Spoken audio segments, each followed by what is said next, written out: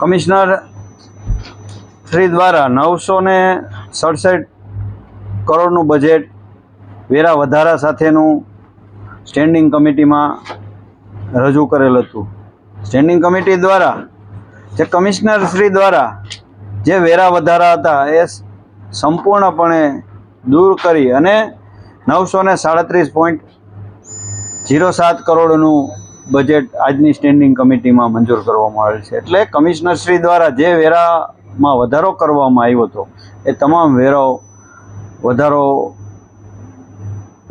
Standing કમિટીએ નામંજૂર કર્યો છે. સાથે સાથે શહેરનો વિકાસ, આપણને ખબર છે કે જુનાગઢ શહેર એ ઐતિહાસિક સિટી છે, પ્રવાસન નગરી છે, યાત્રાધામ છે, સાંસ્કૃતિક અને પ્રાકૃતિક નગરી છે. તો આ વિષયો ઉપર શહેરનો વધારેમાં વધારે વિકાસ થાય એટલા માટે થઈ અને હેરિટેજ બિલ્ડિંગોને ડેવલપ કરવા, સાથે સાથે નવા પ્રવાસન સ્થળોને ડેવલપ કરવા. નવા પ્રવાસન સ્થળોને ડેવલપ કરવામાં જે ગિરનાર દરવાજા પાસે આવેલું વાઘેશ્વરી લેક કુલ 18 કરોડના ખર્ચે ડેવલપ કરવાનું આ બજેટમાં સામેલ કરેલ છે. સાથે સાથે જે આપણો વિલિંગડન ડેમ છે, એક સારું પર્યટન સ્થળ છે અને એને ડેવલપ કરવા માટે થઈને 20 કરોડ રૂપિયા આજના બજેટમાં સામેલ કરેલ છે.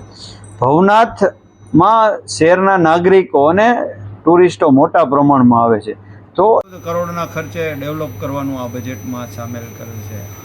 યુવાનોને રમતગમત માટેના ગ્રાઉન્ડ મળી રહે એ માટે થઈ 5 કરોડના ખર્ચે સ્પોર્ટ કોમ્પ્લેક્સ અને 12 કરોડના ખર્ચે ક્રિકેટ ગ્રાઉન્ડની મંજૂરી પણ આ બજેટમાં આપવામાં આવેલ છે. એટલે આમ જોઈએ તો આરોગ્યલક્ષી, સફાઈલક્ષી અનેક સેવાઓને આ બજેટમાં મંજૂર કરવામાં આવેલ છે. અમુક જે કામો છે એ રહી ગયા છે ગયા વખતના, એનું શું કહો છો તમે?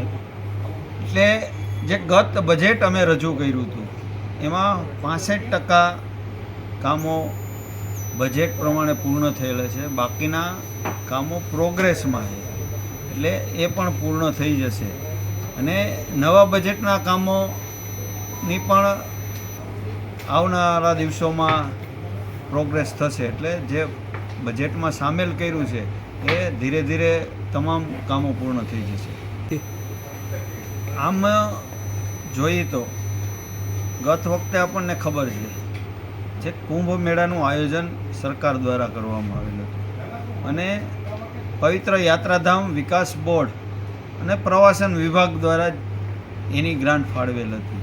એટલે જો કુંભ મેળો કરવાનો થશે તો સરકાર જ પવિત્ર યાત્રાધામ વિકાસ બોર્ડ અને પ્રવાસન દ્વારા ગ્રાન્ટ ફાળવશે. બાકી અમે પણ ઈચ્છીએ છીએ કે આ શિવરાત્રિનો મેળો મિની કુંભ તરીકે ઉજવાય એવી સરકારમાં પણ અમારી રજૂઆત છે અને સરકાર કદાચ આને કુંભ મેળા તરીકે જાહેર કરે. એને સારી બેસવાની